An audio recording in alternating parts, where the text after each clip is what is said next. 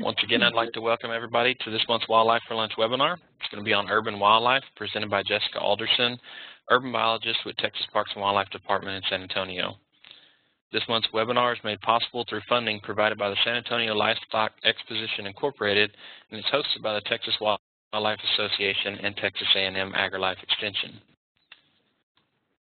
With that, Jessica, I'll pass the controls over to you, and you should be good to go. Okay, great. Thank you, everybody, for signing on. This is actually my very first webinar being a presenter. I've participated in them, but have never been a presenter. So I'm excited to be here, and thank you, Clint, for asking me to come and do this webinar for you guys. This first slide is basically, I don't know how many of you know about our conservation license plates that Texas Parks and Wildlife has. We actually have 3 new license plates now. So we have the horned lizard, which is shown on the screen in front of you, and then we also have a hummingbird and a rattlesnake that will be coming out in just a couple of months.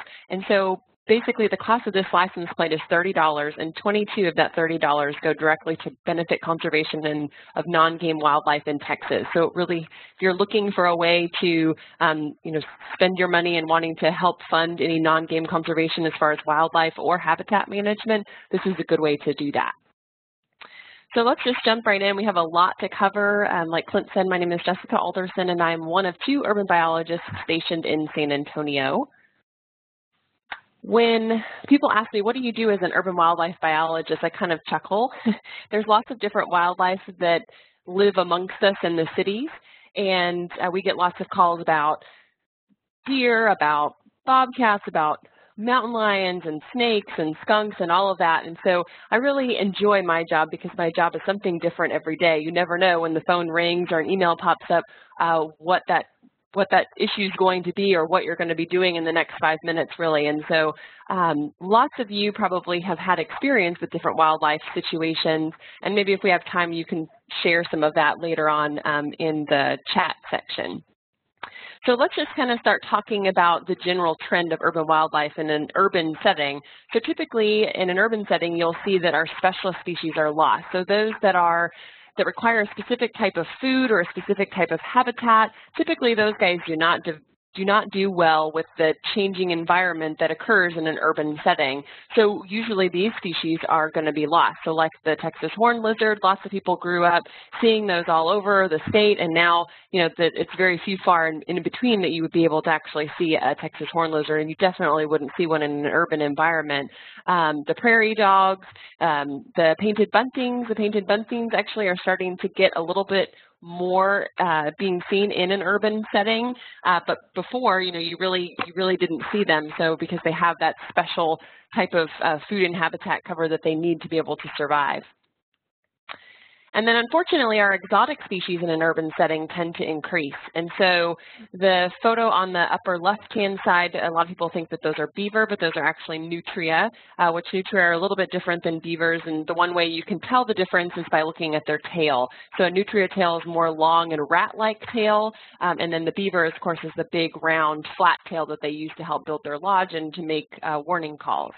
So pigeons, even though we have them all over the city, they are not native to Texas. And the Mediterranean gecko and the brown rat, those are not native to Texas. And so unfortunately for us, those guys do really well in urban environments and can adapt very well to change. And so sometimes these animals are directly competing with our native wildlife species that we want to be able to protect. And then we have our generalist species, and many times these guys are our native wildlife species, but they do so well in rural and suburban and urban areas that sometimes even their populations do better in an urban setting.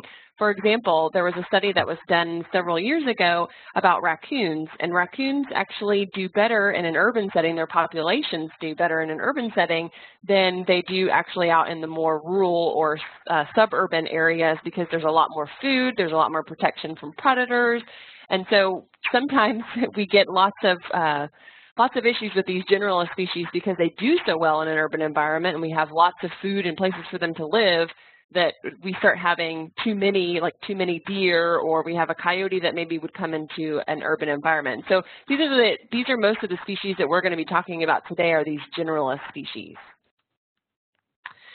So when we get calls from people saying that they've seen or had an encounter with wildlife, we typically ask, what's going on in the environment. It is not uncommon if there's an area that's had a lot of construction to see increased sightings of coyotes and bobcats and even other smaller mammals. Drought will definitely cause you to have more sightings of different wildlife species in the city because they're out looking for food and water a little bit more, and they're also more visible because the vegetation isn't typically doing well during our extreme times of drought. And then something that we've been faced with in the last few years is the wildfires. Of course, a lot of it, the habitat is destroyed. The animals are looking for a new place to find a home or to find food. And so many times we'll experience high increase of calls whenever we have wildfires in the area.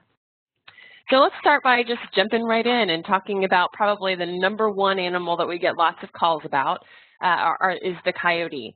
So think about a coyote and what you think it would look like. This is actually a photo that was taken not too far from my office when I office at a Dallas-Fort Worth area. And think about how much you think this animal weighs. I can't tell you how many people have called into our office and said that they saw a 75-pound coyote. And you just kind of have to chuckle and say, well, not realistically in Texas. Maybe further up north, they're a little bit bigger, a lot more hair. But down here in San Antonio or in the Texas area, really, their range is really only going to be from about 20 to 45 pounds or so, with the males, of course, being slightly larger. A lot of people, too, are just not really good at guessing weights. I know that I'm not. And so they see them heavily covered in fur, and it makes them look bigger, but in all reality, they really are not going to be much over 40 pounds.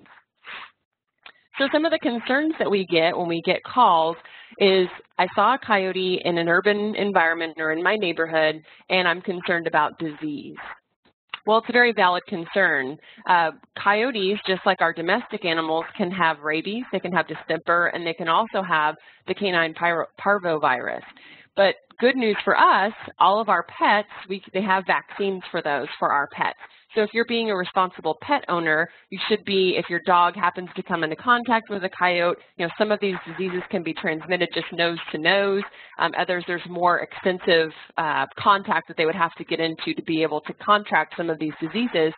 But if you're vaccinating your pets, then they should not contract any of these diseases from a wild animal. Another issue that people call about are coyotes taking pets or eating pets. And does this happen? Absolutely. Unfortunately, there have been a couple of cases that I have dealt with in my career with Parks and Wildlife where someone has actually seen the animal taken by a coyote and taken off and was never found again. And that's very, very unfortunate when that happens.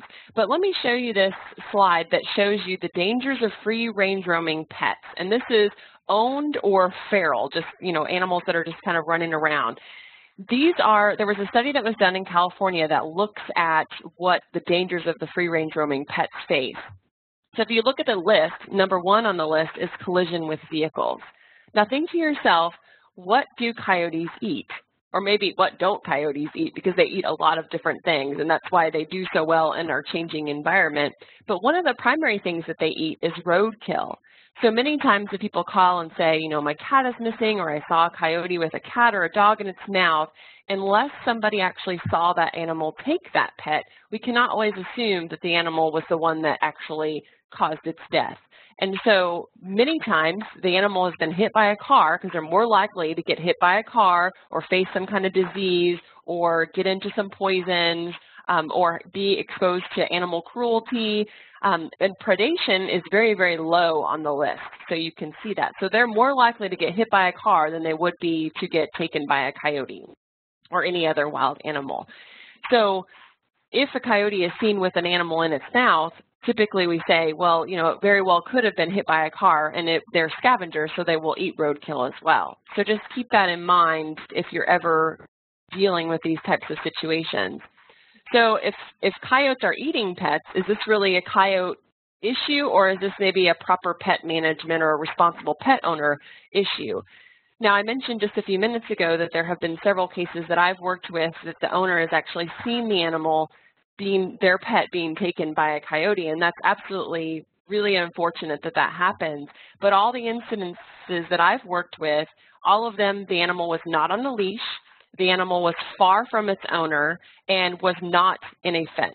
So the animal was basically free roaming. Many of these cases happened when, the owner's property backs up to a more natural area. So the coyotes are probably using that natural area as a way of traveling to get from one place to another. We call those wildlife corridors.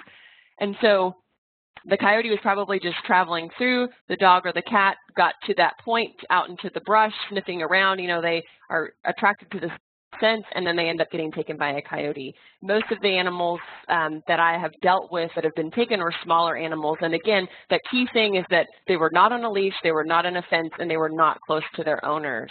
So being a little bit more responsible, knowing about coyote activity, knowing that they're more active in the early mornings and as the sun is going down looking for food, that as a pet owner, you should be responsible and know, well, I shouldn't let my little, 5-pound Chihuahua run out to the brush sniffing around. I probably should keep him closer to home or closer to me. So that brings us to the responsible pet ownership. It's really good to keep your pets indoors, have proper fence maintenance. People say, well, why does a fence really matter? Can they clear a fence? Yes, absolutely. They can jump over a 6-foot fence if they really want to. Will they expend that much energy to get into your backyard? Probably not, because they can eat roadkill, they can eat garbage, they can eat all kinds of other things. I say no pet food left out, and that basically is what we call unintentional feeding. So if you're feeding your pet outdoors, your pet is eating that food, but then at night, all kinds of other wildlife are taking advantage of that food as well. So leaving pet food outdoors can, in a way, attract bobcats and coyotes to your neighborhood and into your yard.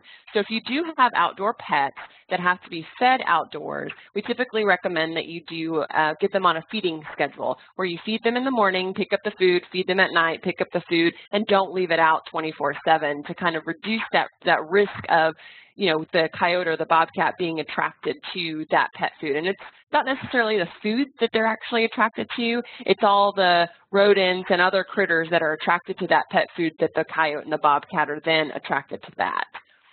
Pet door issues. Lots of people have pets and they have pet doors because it's easy for the dogs and cats to come out. We have had issues where animals have come through pet doors, and they say with coyotes, if the coyote can get its head through the hole, they're able to get their entire body through. So just be aware of that situation, especially if you maybe live in a more suburban type area with larger acre lots and some more natural space around you, that could potentially be an issue. Make sure you vaccinate your pets, and then never let your pets roam so that they don't become an issue with having a coyote taking a pet. Another concern that we get a lot of calls about is if we see a coyote in a neighborhood and people say, well, I'm scared that the coyote is going to attack my child or my husband. So what do you think? Do you think coyotes are a threat to people or children?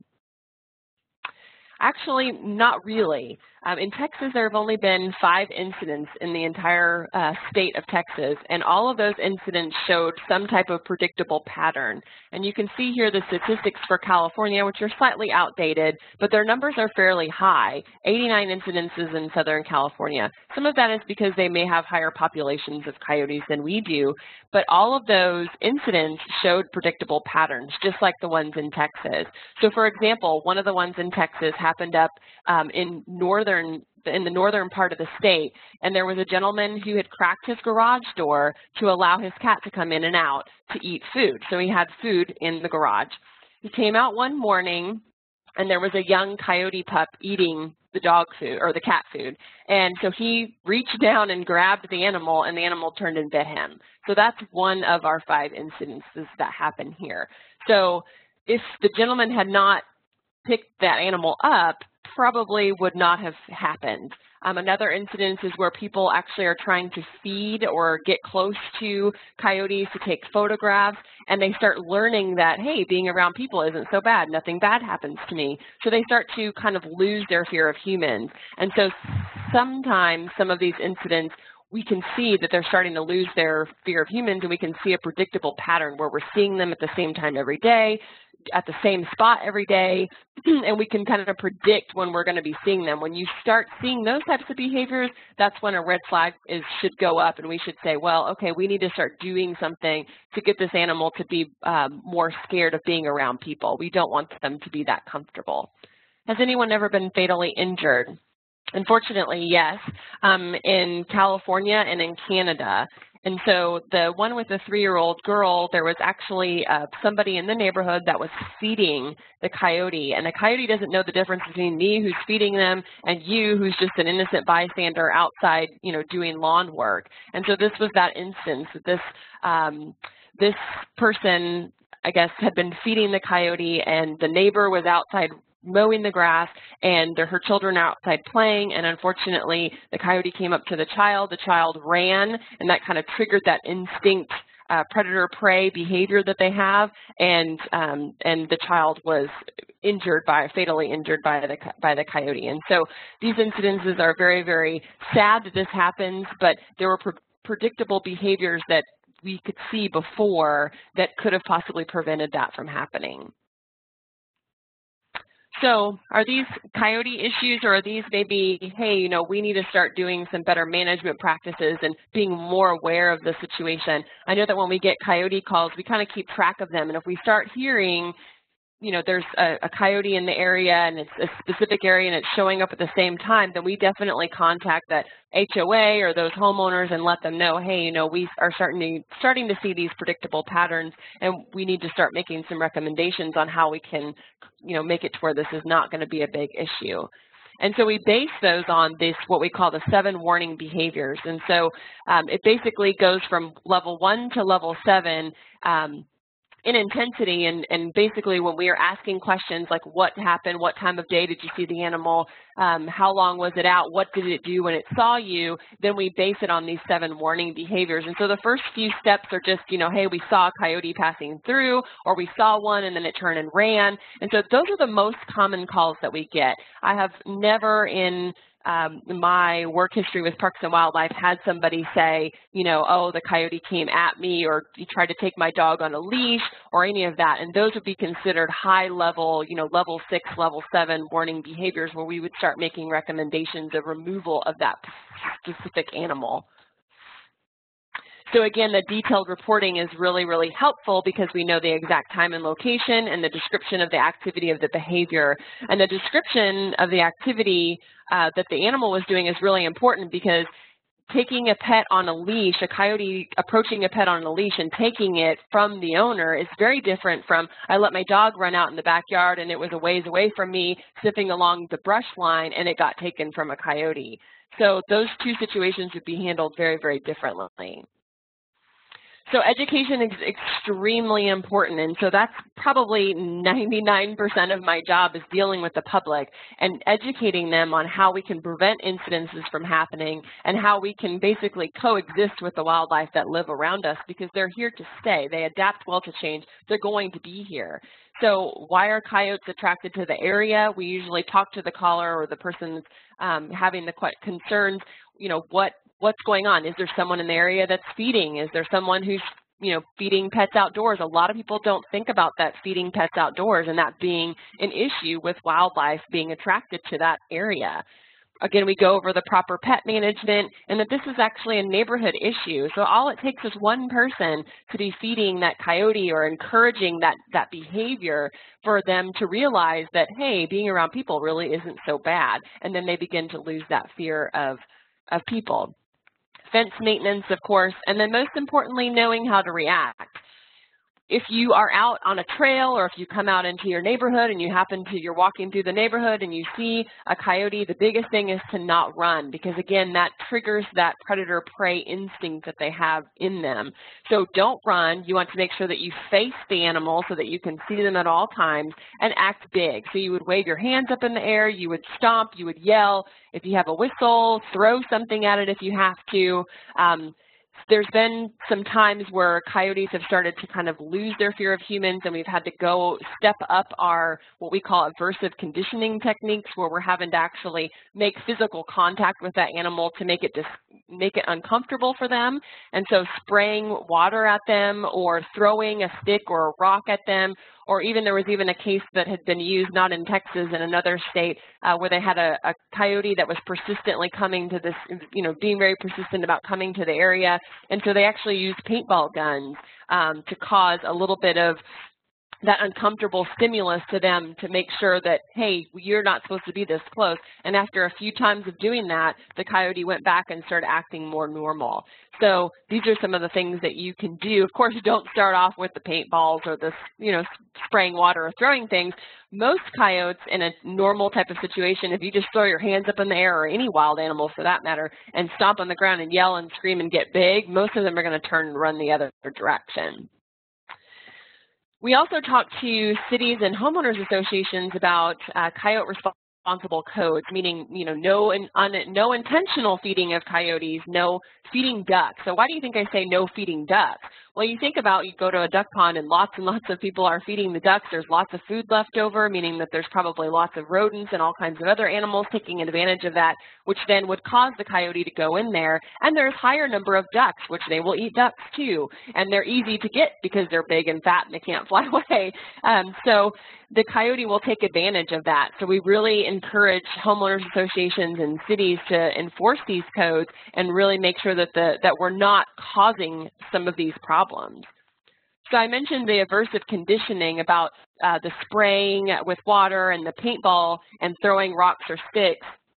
That's considered aversive conditioning. And so basically you're applying a negative stimulus to prevent that behavior from happening again. And so it has to be aggressive. So everybody in the neighborhood has to be doing the same thing. It doesn't help if one person is, banging loud pots and throwing a stick or a rock at a coyote, and then the next neighbor next door is trying to feed it. That doesn't really help the situation. It has to be persistent. And I always say that a rock or a stick is better than a trap or a bullet. And with coyotes, they are actually on the rabies quarantine list for the state of Texas through the Texas Animal Health Commission. So if a coyote is trapped, it is technically not able to be relocated by law. It can be relocated by a licensed professional, but it has to be within 10 miles of where it was picked up.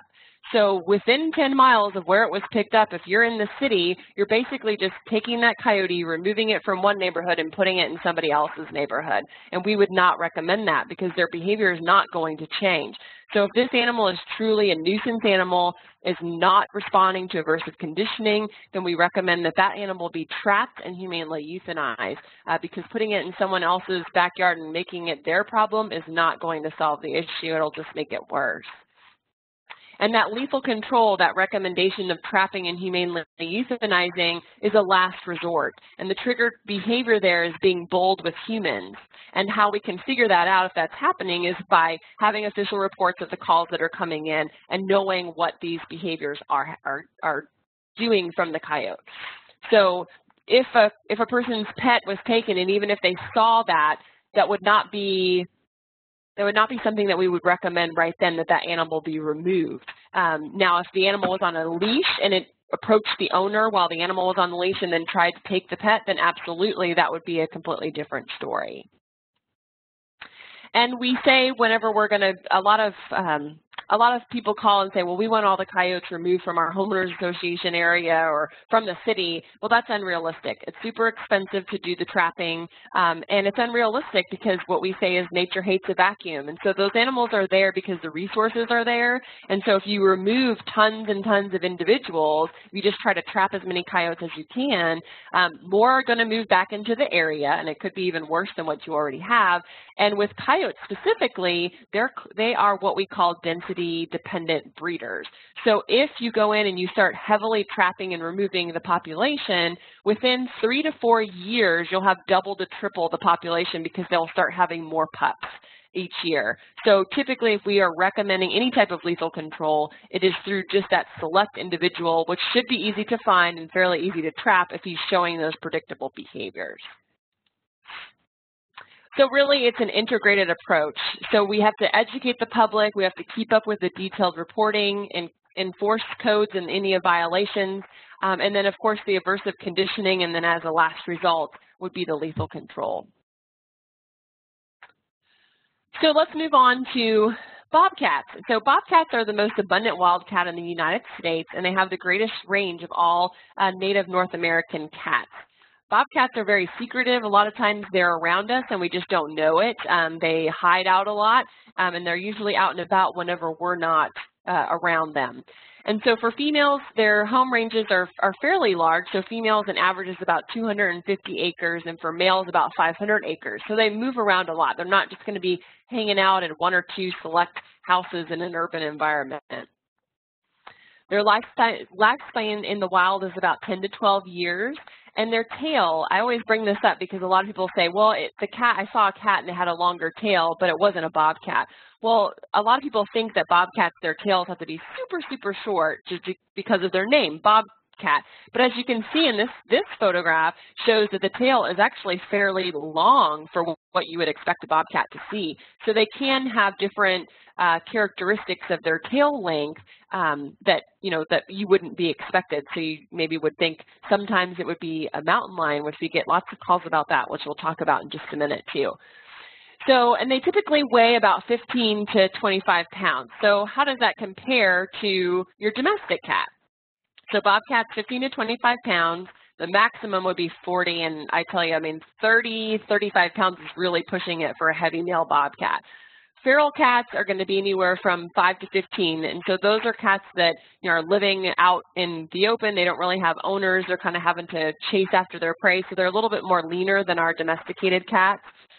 And then mountain lions. So we get a lot of calls about mountain lions in the San Antonio area, and for Parks and Wildlife, we have an interview form that we go through and ask the people that have seen these animals, specific questions. What does the animal look like? How big is the animal? And so a lot of people think that they have seen a mountain lion when in all reality, sometimes after we go out and do an on-site inspection or investigation, we typically will find bobcat tracks or even dog tracks or evidence that this was a dog or a bobcat that they actually saw and really not a mountain lion. So mountain lions are much, much bigger, 80 to 150 pounds with a max of being 200 than a bobcat. But so you think, how could somebody mistake a bobcat for a mountain lion? Well, if it was in the media and you have mountain lion on the brain and then you see a bobcat and maybe you just see the face, it could very easily be mistaken if you don't see the entire body. Bobcats do have tufts on their ears and mountain lions do not, and they typically will have tufts on their faces, bobcats will, but they can also be very smooth faced. And so that's what I always tell people when they call and say that we have wolves or mountain lions in Bexar County. I tell them that coyotes have coat variation color. The color is varied a lot, just like people. We don't all look the same. Coyotes don't look the same. Bobcats don't look the same. They have different spotting. Some bobcats are heavily spotted, so they look darker and almost black. Some bobcats don't hardly have any spots, so they look a lot lighter. So that's just kind of something to keep in mind when you're out and about and you're seeing things or you see something on the news about a confirmed mountain lion in Bexar County. As of today, we have not confirmed that there has ever been a mountain lion within the San Antonio area. So again, just like with the coyotes, this is all going to be the same information. The public education is key. This photograph was actually taken when I was working up in the Dallas-Fort Worth area. This is a bobcat up in a tree right out in front of somebody's house. And so we were called because there were two bobcats that were doing these types of behaviors, and this is not acceptable behavior. We do not want the animal to be this comfortable being out in the open during the day in front of someone's home. If they come walking out the front door, there's always going to be a possibility that some kind of incident could occur. So we later found out that there were two older ladies that were trying to feed these cats because they wanted to put collars on them and make them their pets, which is not something that we would encourage at all because these are wild animals and they could potentially, harm you if they're defending themselves. And so in this situation, we actually did a huge public education push. We went out and did a bunch of education, talked to them about why are they in the area. With this situation, with this situation, they were really concerned about their pets, and there was an encounter of a dog where a dog had been approached by this coyote while he was out running around, and the bobcat really just kind of hissed at him, swatted his face, and then took off and ran. So it really wasn't a huge concern, but with some aversive conditioning techniques, we were able to get this animal to move into a more natural setting.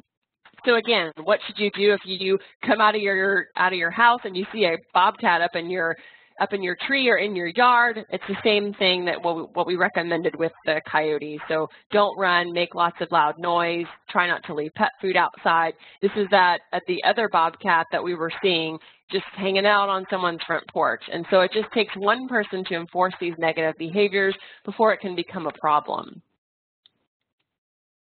So what can you do? Of course, you want to discourage bobcats on your property. Don't leave pet food outside. And so all of this stuff is just kind of the same things that we talked about with the coyote is just being responsible and kind of taking a step back and looking at the big picture and saying, how can I prevent this from happening, being proactive rather than reactive to the situation?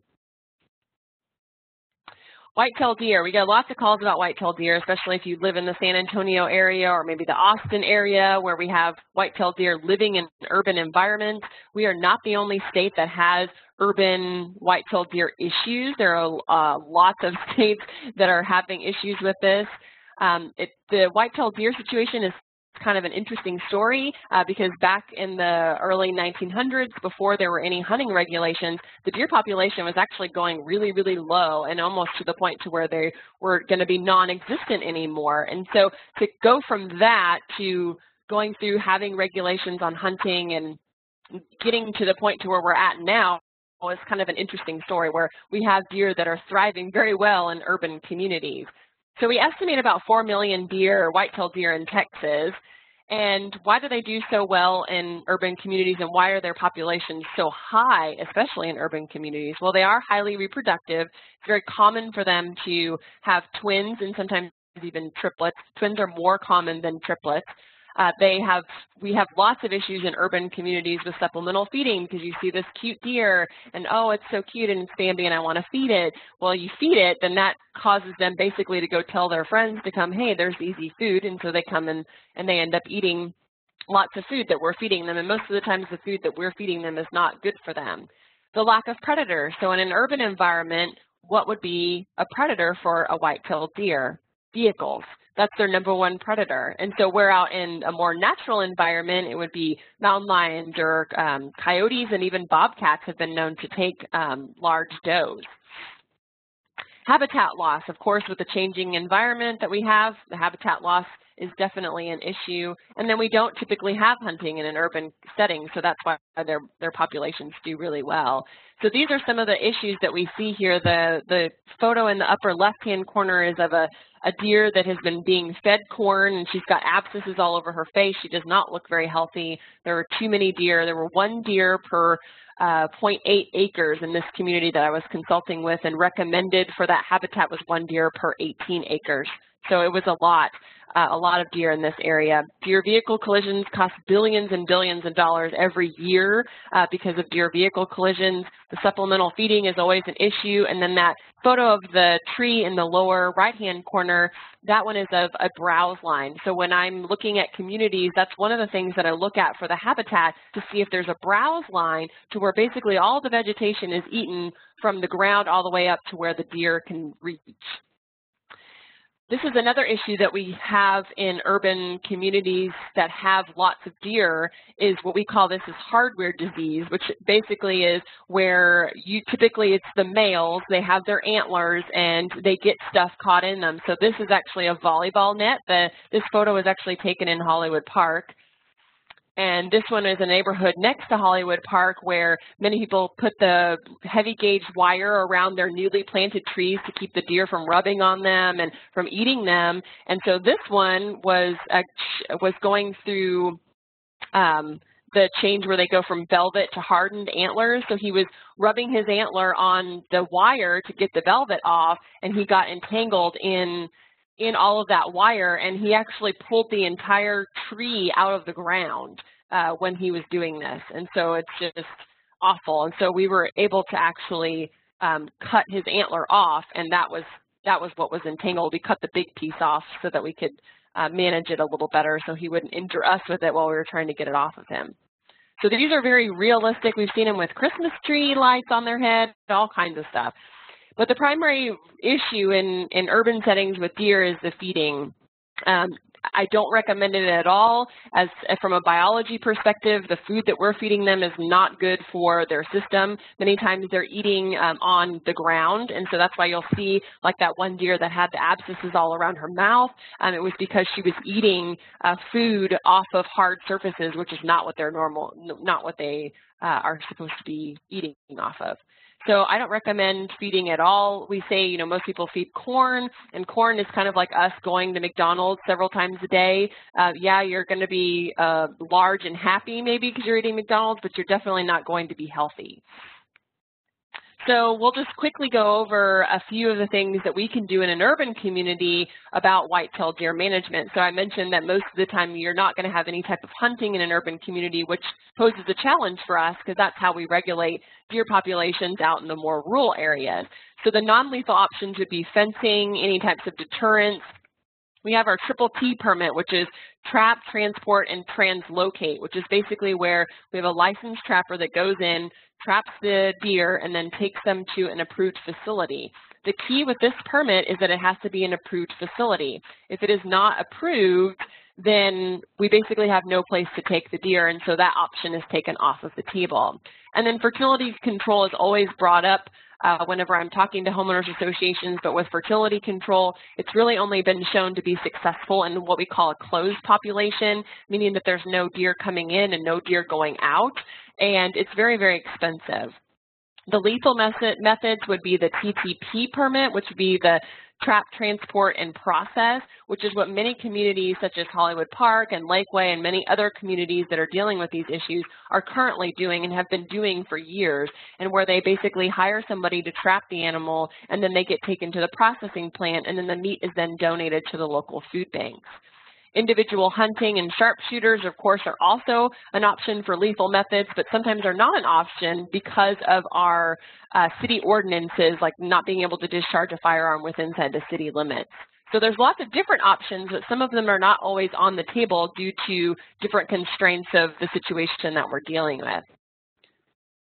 Feral hogs are becoming more and more of an issue in our urban settings. Used to, you would hear people talking about feral hogs, and it was more of just a rural type of issue, but we are having more and more feral hog damage and feral hogs coming up in our urban settings. This was done by a few feral hogs in just overnight. So they can do a lot of damage in a very, very short period of time. Feral hogs are not native to Texas, and they do so much damage to our ecosystems that we highly recommend that anybody dealing with feral hog issues in an urban or rural setting, that you definitely either harvest them by hunting them or trapping them in an urban community, and just basically do as much as you can to try to keep them from being in your area. We are actively trapping in several spots in San Antonio and out at Government Canyon, which is where my office is. These are two examples of trap sites that we have. One of them, the one on the top, is called a corral trap, where you can actually trap quite a few hogs in there. And then the bottom one is the box trap. And so for feral hogs, since they're not native and they're so invasive and they do so much damage, the Texas Animal Health Commission has regulations on them as well. And so basically this slide just tells you that the males can be trapped and either taken to the processing plant, or trapped and taken to an approved holding facility where they would then be basically hunted on a private ranch. But then the females, they have really no choice. They basically have to be taken straight to the processing plant. Because we definitely don't want them to get out of someone's fence or something like that, and then they end up going out and reproducing. So we'll just kind of briefly cover, we don't get a whole lot of calls about some of these other animals with raccoons. Typically the call that we get is, oh my gosh, they're tearing up my garbage, or they may be in someone's attic or roof. And for Parks and Wildlife, we just serve as a technical guidance agency, so we can just give recommendations on how to deal with some of these issues, but we don't actually go out and trap any of these animals. And there's a slide that we're going to talk about in just a few minutes. where you can take a look at your house and try to decide, is there a possibility that a raccoon or a squirrel or something like that could have easy access to my house that could be attracting them to the house? And so, raccoons, their biggest concern really is disease with rabies. And so you always want to be cautious if you see a raccoon out in the middle of the day that's acting disoriented. You'd want to call your local animal control, their county animal control, and let somebody know that that animal is showing some of these possible signs. Many times it could either be rabies, or often it's confused with distemper. And so distemper has some of the same signs that rabies does. Possums are really great because they are our only, sorry about that. They are our only living marsupial in North America. A lot of people don't like possums because they're kind of gross and they smell and they look scary, but they're kind of neat. And so the fact that they are a marsupial, they only have a 13-day gestation. And so when their babies are born, they're just like the size of the tip of your pinky finger. And so they're teeny tiny. And so you often will see moms, as the babies are developing, that, they have a handful of babies that are actually crawling around on their back. And as they get bigger, sometimes they fall off. So really with possums, people say, oh, I saw one, they're kind of gross, or I found a baby, what do I do?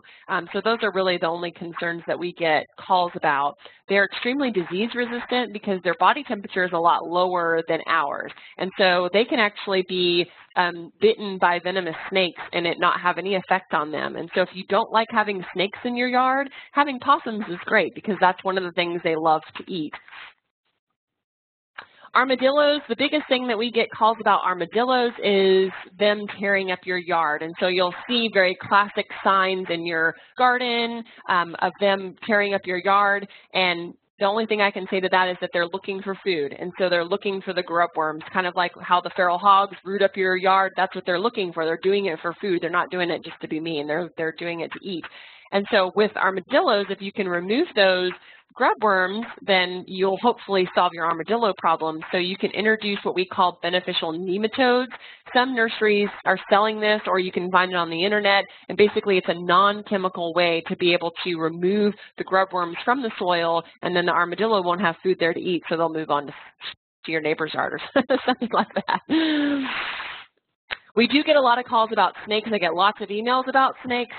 People saying, well, what is this snake? I can't tell you how many photos I have of a picture of a snake with its head on one side of the photo and the rest of the body on the other side of the photo, asking me what the animal was. And most of the time it ends up being a Texas rat snake, which are not, venomous at all and usually are not a very dangerous or very aggressive snake. So with snakes, I encourage you to learn the important ones. So in Texas, we have our major 4 venomous snakes. We have copperheads, cottonmouths, rattlesnakes, and then the coral snakes. If you can learn to identify those 4 species from a distance, most of the other snakes that you're going to see are not going to be anything that's going to cause any issue. Birds. During the springtime, especially when all the babies are starting to come out, we get lots of calls about what people say are abandoned birds. If you see a bird that looks like the photo on the top right of just the little bird sitting there kind of looking up and he's got feathers, that is what we call a fledgling. It is normal behavior for them to be on the ground for up to 2 weeks while the parents are teaching them to fly. Parents are always going to be nearby, and you may have experienced this sometimes, especially with mockingbirds. If you get close to a mockingbird baby that's in this fledgling period, a lot of times the mom or the dad will come and dive bomb you. They can be very aggressive. But if you find a baby that appears to be injured, or if you find one that doesn't hardly have any feathers at all, like the birds on the top left, then definitely, that one probably maybe fell out of the nest or is injured and may need to be taken to a rehab facility if you choose to do that. And then there's this old wives' tale that people believe that if you touch a baby bird, the mom will reject it, and that's completely untrue. Most birds, if you find them fallen out of a nest, you can most of the time put them back in the nest, and the mom will come back, within minutes and care for that animal, for the baby. So that's kind of an old wives' tale. And even if a nest, like if we have a high gust of wind and the nest blows out, you can also re-put the nest back up in the tree, and the mom will still come and do that and take care of the babies. So we've covered a lot of information, and the use of traditional methods in an urban setting. Basically, what did we used to do back in the day when we had issues with coyotes and bobcats and squirrels and raccoons and skunks? Well, most of the time people would shoot them or they would trap them. And so that's what we did back then. Right now, in an urban setting, that's not a sustainable option for managing urban wildlife, and it definitely is not acceptable to the public going around and shooting and doing all this kind of putting out poisons and all that. It's a risk for people as well. And so we want to encourage people to be proactive rather than reactive. And so we do want to educate the public, like doing these webinars, and I do this presentation a lot out in homeowners associations. So if you're a member of a homeowners association, you're like, oh my gosh, we're having some of these problems, I would be happy to come and talk to you. You can contact me. I'll have my contact information at the end. When we do this free of charge, we're biologists for the state, and so this is our job to go out and educate the public about coexisting with wildlife. And so we want to do all of this stuff together and be proactive rather than reactive so that we don't cause more problems in the end. There are lots of different alternatives of keeping wildlife out of your yard if you want to try some of these. Some of them are better than others. I really like the picture on the lower left-hand side. That's called a scarecrow device, and basically it hooks up to your water hose, and it has a sensor, and so if anybody walks past it or a deer walks past it, it'll spray the animal with water. And so those work really, really well because it's kind of that aversive conditioning that we were talking about, but you do have to change the location of these types of devices pretty regularly because they get smart about it and they'll just go around it. So you really have to be aware of that and changing up your deterrent techniques pretty regularly. The one on the bottom right is kind of a funny one. A lot of people that do bird feeders don't like having the squirrels come and mess up their bird feeders, and so you put it on this thing, and it basically, when it feels the weight of a squirrel, then it starts spinning it around and it just spins the squirrel off, and he just gets kind of thrown in the air. It doesn't hurt them, but it's kind of a fun thing to watch. So I talked about, people calling about raccoons and other animals, smaller animals in their home or living under their decks. And this is a great example of how you can look at your home and know where would be possible areas that wildlife would like to live, especially coming up in the springtime. You want to be really aware of this because animals are out looking right now for places to be able to raise their young. And you definitely don't want a mom and some baby skunks living underneath your deck, or a raccoon and her family living in your attic. So something as simple as a tree limb that goes over your house, maybe doesn't even have to touch it, is almost like a vacant sign to a lot of these wildlife species. So keep all of these different things that are listed on this slide in mind when you're looking at your home and trying to decide, or if you already have a problem, you can take a look at this photo and say, oh, well, maybe this is where the raccoon is getting in or the squirrels are getting in, because they can cause a lot of damage too.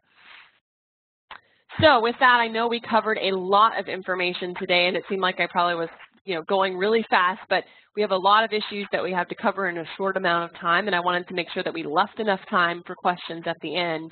So this is my contact information. Like I said, I office at a Government Canyon State Natural Area, and so and we service all of Bexar County, and we'll even go out a few counties around Bexar County. So even if you don't live in Bexar County and you need some assistance, feel free to give us a call, and I can either help you with that issue or I can recommend somebody who can within our agency.